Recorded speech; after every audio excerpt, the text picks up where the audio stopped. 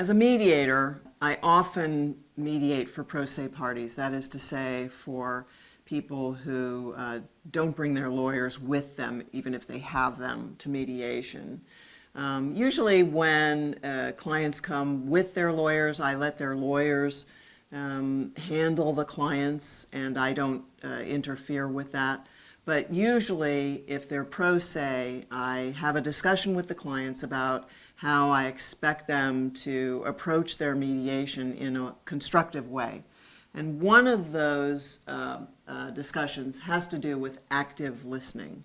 I think the term active listening has become better known than it used to be when mediation started. You know, we didn't really start mediating until 1980. And so mediation has only been around for 40 years. The concept of active listening is somewhat younger than that, but active listening can be extremely helpful in a mediation process. So I first discuss with the clients how mediation differs from litigation, and I have a poster for that. And then I move into this active listening idea, which is mostly the idea is use I, not you. So talk to people in a way that doesn't make them defensive. If you use you did this, you did that statements, then that just makes the other person defensive. People will often counterattack or they might withdraw if you do things like that. Instead, use I statements. So not you made me feel, but I feel. And that will help facilitate your mediation process. Right words can speak volumes. I often, as a mediator, find these rules helpful for me. I restate by saying, I'm listening to you. I restate what they say, and by doing that, it tells them that I'm listening. I paraphrase so that they know that I understand them. I summarize, so again, I'm telling them I hear what you're saying. I reframe, so I'm restating their words, but in a more neutral way so that the other side can hear them better.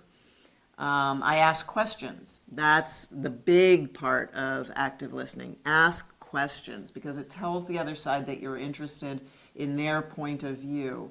If you verify, it tells them that you're concerned about their answers. We avoid the words always and never because those are so absolute. Someone's always going to find an exception to an absolute. And then we validate. This says your reaction is normal. I understand how that would make you angry. So you're validating how the other side feels, and you empathize. When you empathize, you're saying to them, your feelings matter in this room. If I were in your shoes, I would feel the same way. And then how do they behave? How do you behave in a mediation in a way that facilitates, greases the wheels, gets the mediation moving along onto the right tracks? So your actions speak even louder than your words. You maintain eye contact. You gesture appropriately. You smile appropriately. You verbalize appropriately. You mimic the speaker's facial expressions. I don't know if you realize this, but often when two people are talking and they're really, really communing with each other, they look alike. They mimic each other without even realizing it. And so you mimic both the speaker's facial expressions and also their body language. If they're sitting a certain way, you tend to sit that way too if you're really communicating with them. And by doing that, you're letting them know that they are getting their ideas across to you, that you are understanding where they're coming from. And that's what mediation is all about.